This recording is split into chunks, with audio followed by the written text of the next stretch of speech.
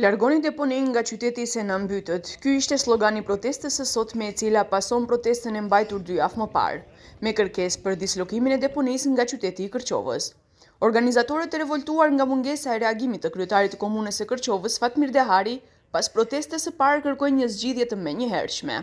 Ata theksojnë se me rritjen e temperaturave era e keqe nga deponia është bërë e padurueshme.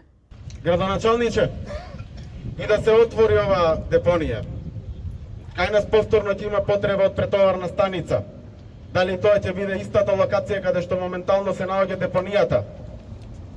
Smrdejata povtorno će ostane, građanite povtorno će se kušat voneja. I nema ništa da se promeni. Ova ne sme da ostane vaka.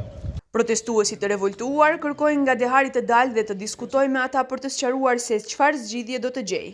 Pokraj втор протест што одржуваат организаторите и ние како граѓани, 23 советници, градоначалник, општински служби, директор на јавно предпријатие, на разни институции не дојдоа да одржат пред луѓето еден минијатурен говор од 5 минути. Десетина сигурно.